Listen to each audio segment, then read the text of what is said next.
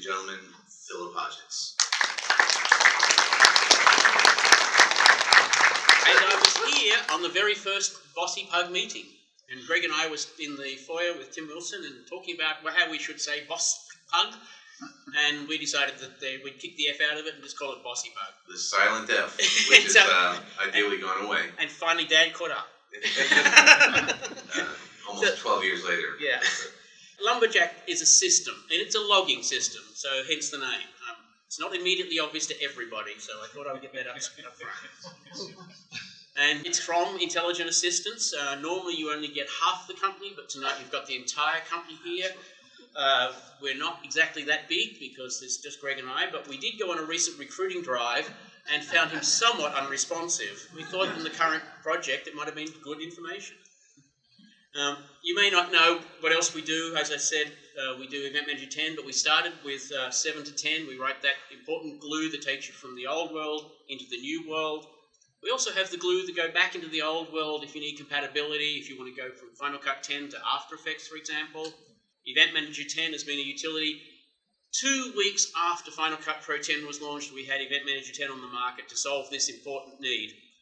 Sync and Link takes those timecode-based files and synchronizes the separate audio and video in a batch process. Final Cut will do them one by one by one, but if you're doing a professional shoot, you'll need to do them as a batch. It actually saves typically about 4 interns and an overnight shift on a professional shoot. That was what we were told it would save the Sarah Silverman show. We've had this for Final Cut 7 for many years. It's been used across the professional spectrum. We were asked to do this so that Season 5 of Leverage would actually get made in Final Cut Pro 10, and so we did that. Another bit of glue that is in a work in progress, it's a change list tool.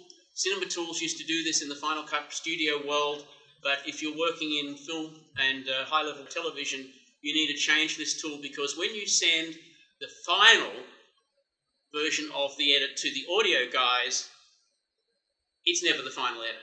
So you need to send, after you make the changes and the changes of the changes, then you send that change list, which tells the audio guys what to change to make it match the new cut. Without that, they would have to start over, and they don't like doing that. But you'll notice there's a missing spot on that frame, because tonight we announce, and it is shipping today, Producer's Best Friend, which is a reporting tool. If you have to generate a music report, a clip report, filters report, if you want to take something elsewhere to an online bay, you want to know what filters you used, what transitions you used, a full list of every piece of media that you use. If you report to any studio or network, you need to provide these reports. And I'm just going to step out of here briefly so that we can actually show how complicated this application is. I've opened up an XML file. It will report on a full event or report on the clips. In this case, I want to report on just a project. But we can also report all of the clips in an event because Final Cut Pro 10 has no batch list functionality. And we also realized we would need to be able to report compound clips. So we can do that from an event XML or from a project, the new name for a sequence. And you can see you can choose the roles, because everything is role-based. Roles in Final Cut Pro 10 are incredibly valuable. If you don't know about them, get into and learn them. You have a lot of roles that you can report on. You could just do it a music report if that's all you wanted. But you can add all these optional sheets for markers, keywords, effects, and transitions. These were all added in the earlier project, which was called Sequence Clip Reporter, and only reported on sequences in response to requests from people. And, of course, you want to open the spreadsheet after the saving it, and I'm just going to save it into there. And bam! There's all of your roles. You've got all of the keywords that are applied. It would also pick up, what we'll go over there is if you have added any custom metadata and you export that into your XML, all of your custom metadata fields will also be exported. Keywords, frame rates, all of the stuff that you need. English titles, video roll, B-roll, dialogue roll, effects roll, all there for you, and it's available now in the Mac App Store for $99.99. Without this, you have to export an EDL, which you can't do. But you would have to in the old world. You would export an EDL and then do an enormous amount of copy paste. My friend Les Perkins, who actually made the suggestion that we should do a sequence clip reporter, couldn't use it for 2 years after we actually made it.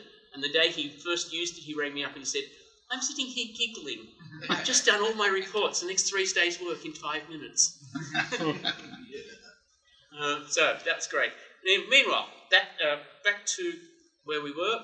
So the challenge, then, like all good software stories, it starts with an absolute personal need. And the personal need started last year.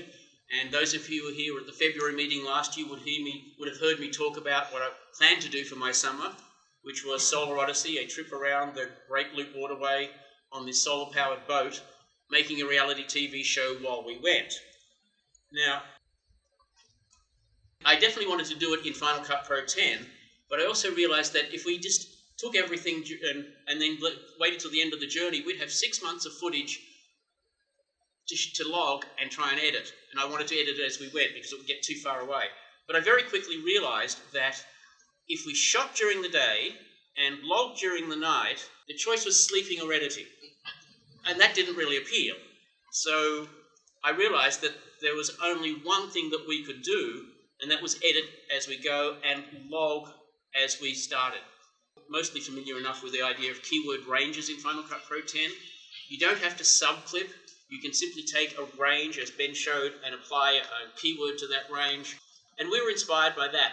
There are a lot of products around that will do logging for narrative. If you've got a script, you're really lucky, because all the metadata that you truly need is scene, shot, take, and whether it's good or not, at a minimum. And there are great tools. There's movie slates, and of course, if you have a Blackmagic cinema camera, you can do this information right onto the back of the camera. But you get one set of metadata per clip. And that doesn't work for reality. You don't have any indication of who's on camera, what they're doing, where you are, or any of that information. And that's what reality and documentary need. So this is what a logging interface might look like for a show like Solar Odyssey. Mostly around the boatyard, waiting for the boat to be built, sadly.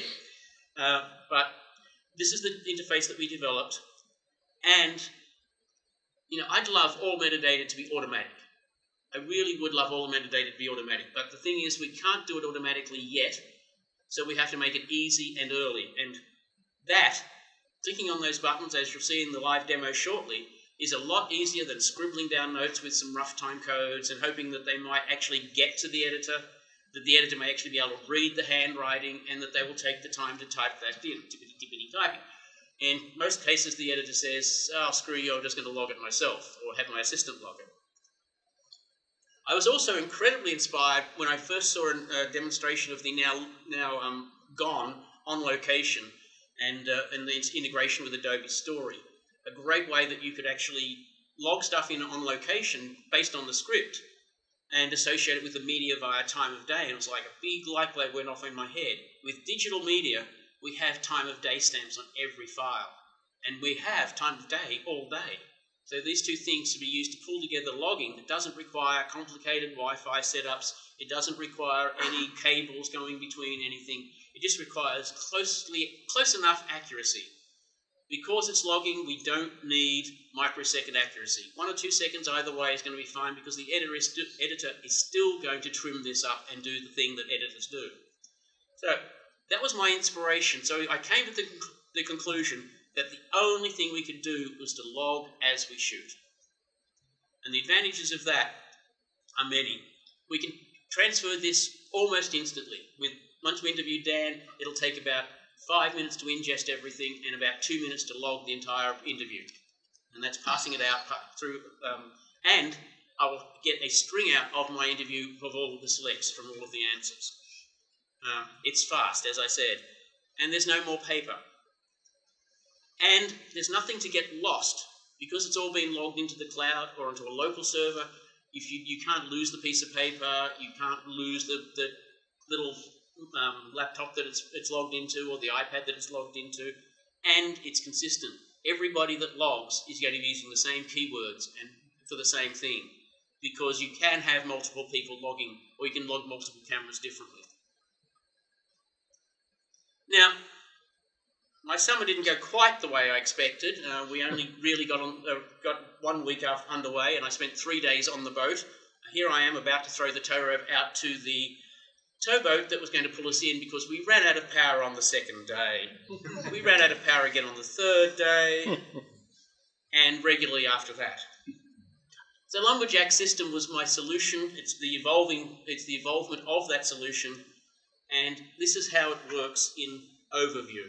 Up here, on location, it doesn't have to be an iPad. It's anything that can run a web browser. It's browser-based, it's a web application, it's logged to a server. The media has a separate path into the NLE. We were inspired by Final Cut Pro 10, and it's what we're working with right now. Our plan is to extend it to Final Cut Pro 7, to Media Composer, and to Premiere if we can. Once you have them logged, in this case you export XML to LumberJack. LumberJack queries the server for what events it has recorded up against the media, wherever the media happens to be. When you're logging, it doesn't really matter if the camera is rolling or not. You log it, and then it's later that we match it up with the media at this stage. And then what you get back is a pre-logged, ready to go event with a compound clip in it for each of the string outs. So instead of starting with that, which is what is in the log, the basic ingested event, you end up with something like this. It's already pre-logged with each answer and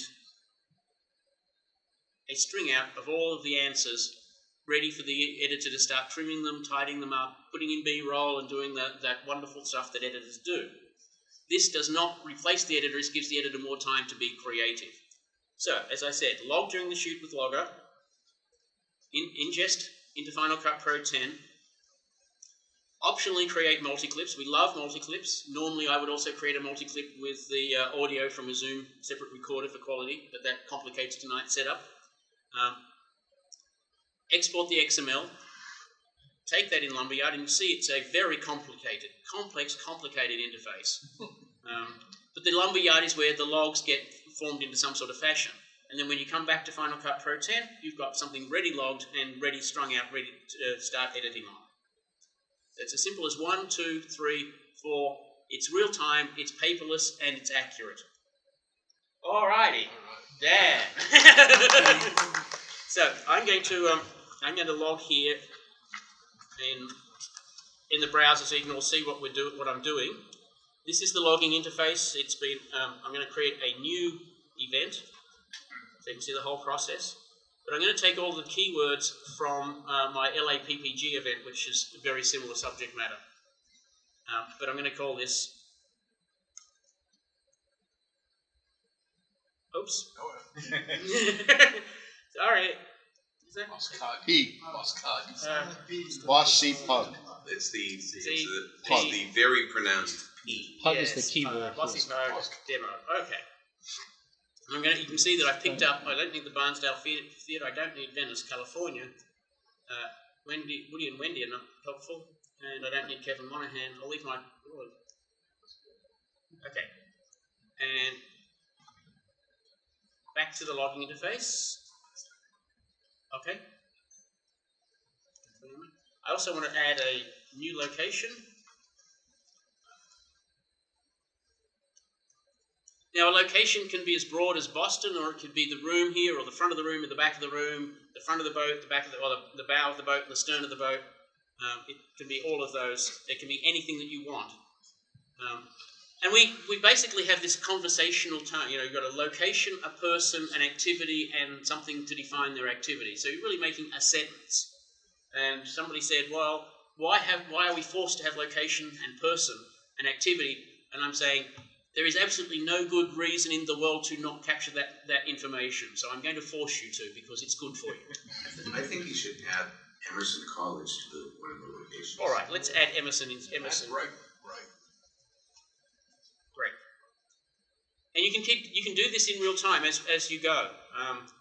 There's no reason why you have to set it up before. I need to add in a new person. I like actually setting that up on my computer and then loading it into the iPad for the actual logging. Right. There's a few other things I will talk about later, but let's start logging, and all I have to do is pick Emerson College. Oh, no, stop. Thank you, Greg. What was it we missed? What I hadn't done was choose the event that I had just set up. It should have defaulted to the most recent event. No. Remember the event And so I just need to add Emerson back in because it was in the other. So that's the first thing you do is the event? Yes. And we toyed with the idea of calling it a story, but we ultimately went with the same nomenclature that Apple did. And the reason is that when I tried to work out what was better, I realized that there was no actual better word. Damn it, because I thought it was a stupid name in the first place. I hate it when they're right. Well, thanks for not calling me Don Baruby. All right, so we're going to start logging. The cameras are already rolling. They've been rolling for a little while. It doesn't matter. Of course, it's Dan, and I'm doing an interview. So, Dan, tell me about the future of the start of the user group. Well, back in the 80s and 90s, I was a location sound recordist for a public television series. Then I migrated from that to being an editor through my love of interactivity and computers. At that same point in time, I was going to UMass Lowell for a multimedia application degree. Then I started being in the editing room, and back then, that was before Apple was actually at NAB with Final Cut. It was Media 100. Media 100 came out with a FireWire card. It was too expensive for me, and Final Cut was just right there, and I latched onto it. And as a result of that, started a user group based on conversations of people that really wanted to keep in touch with each other and answer questions because it was a new product, and we all had the same questions that needed answers. We were all storytellers, so that was the initial impetus for BOSCPUG, and back then the silent F was very much in there, so it's the Boston Final Cut Pro user group. And our first meeting was at the Apple Market Center in Boston, of which Philip was with us, and we outgrew that one meeting. We had close to 200 people there, and then the second meeting we ended up holding at MIT at the Tang Center. Was there for a bit, then we went from MIT to BU, where we're in the comm building there, and then we moved and did a little bit of Waltham at Center for Digital Imaging Arts, and now we're here at Emerson. Very excited because I went to Emerson and was able to see what is offering here and the ability to connect people together and really extend the functionality of the group to be more than just about Final Cut, but mostly about the act of being together, collaboration and storytelling, which I think is important. Back then, and there was quite the revolution with Final Cut. A lot of people argue that the revolution's gone. I think it's still here. We've got Final Cut Pro 10 with us. We've got a new crop of storytellers, and my goal is to bridge the people that exist, the pros, with the students coming out of Emerson and other areas to be able to just work together. That, in a long-winded way, was the origin of BOSCPUG. So, and you'll notice that as Dan moved from the start into the early growth, I changed the keyword just as we went. So Dan, how do you promote the user groups? Well, we have a large umbrella organization called the Creative Pro User Group Network that used to be the Final Cut Pro User Group Network until we dropped the F, or we made the F-bomb back about 2 years ago in San Francisco. And so we use that, and then we also have newsletters. We promote each other's social media. Back then, when we started, there was no social media. But now we have that, and it's very much Twitter, Facebook, LinkedIn. But we also have what we call super meets, which are a big meeting of what you would see here with hundreds of people that take place around the world. Our next one is taking place in September at IBC in Amsterdam. And that was, and Philip will be there. And so we do that, and you know, one of our biggest super meets is at NAB in Vegas in April. And you tend to see most of our groups flock to that area because it's all about community at that point. And people that you haven't seen for the whole year, you see them at that event, if you will. And what do you think the future of Creative Pro user groups is going to be? Well, I don't envision us dropping any more letters from our group. We may change the name of our group based on storytelling, but I really very much think that as long as we find ways to collaborate and work with each other to make friends and connections and use our strengths dynamically so that we are a team and team building and content creation. I think that the future is quite bright for the user groups, the people that are working and part of them.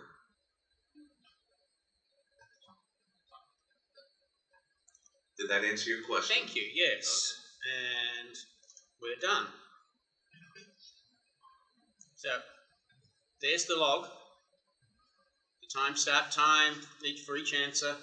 And you'll notice that right at the end there, I created a new keyword right as we went. Greg, would you stop the cameras, please, and grab the cards?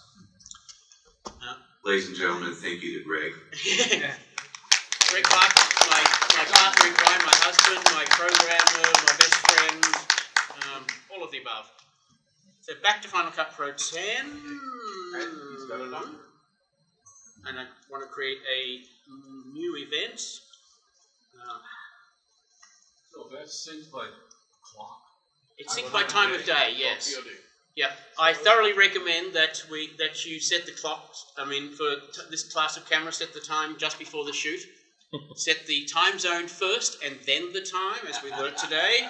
Testing it for the first time out of our own time zone. Thank you.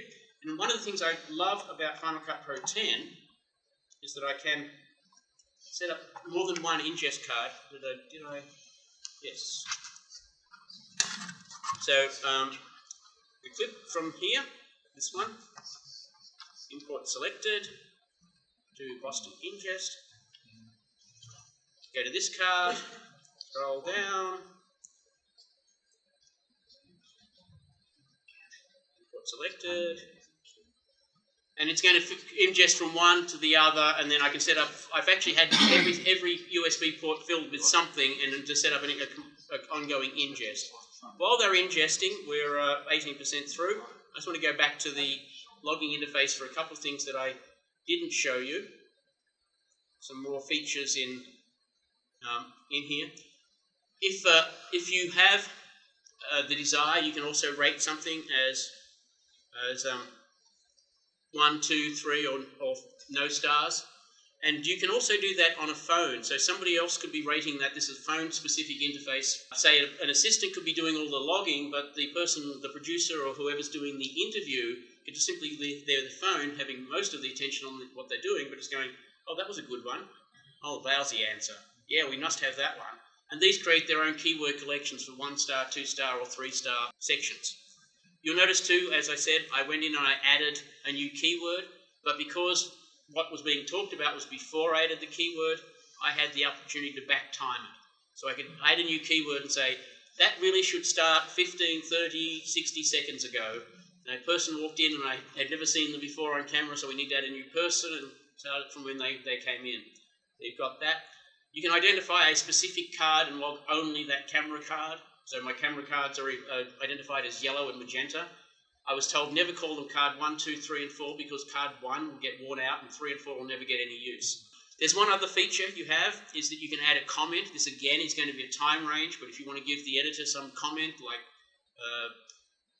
I don't know, there's a buzz in the audio or something like that. But it's also, if I'm on an Apple device, I can just go, I can hit the function key twice and dictate my note, my comment, which is great. It just goes through as another comment keyword and it covers the range, so it just gives you something for the editor. And I think that's everything on the interface. You'll notice that you've got the local time based on the server time plus whatever offset there is, and you saw that it went red when you're actually actively logging. That was a suggestion that came out of our beta program. And we're 100%, which means I can now create the multiclip, and you'll see that the angles are not particularly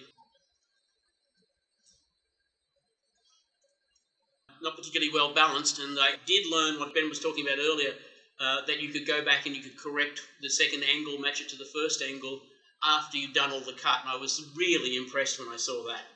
So I'm just going to export that XML, go over to LumberJack. So I'm going to import that XML from there. And this is, I've already set this up with my account.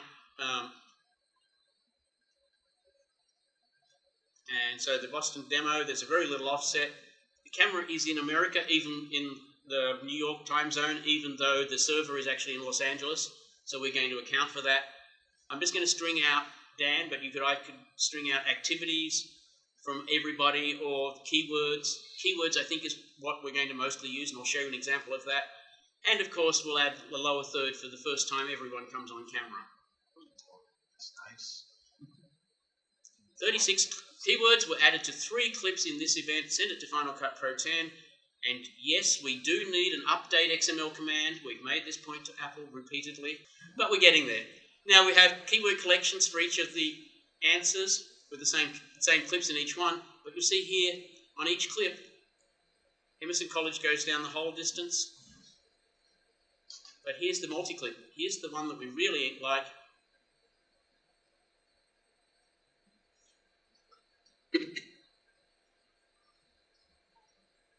And that's the multi-clip string outs keyword collection. You wouldn't think I rehearsed this today, would you? Just double click that, it's the compound. Oh, is it? Okay. Yes, okay. Yes. Look. Dan. Shift C, thank you. And you'll notice that we do a nice little every time the keyword changes, the angle changes, just to make it more obvious that we've gone to a different angle. If you're going to watch this through, it just avoids the jump cut on the edit.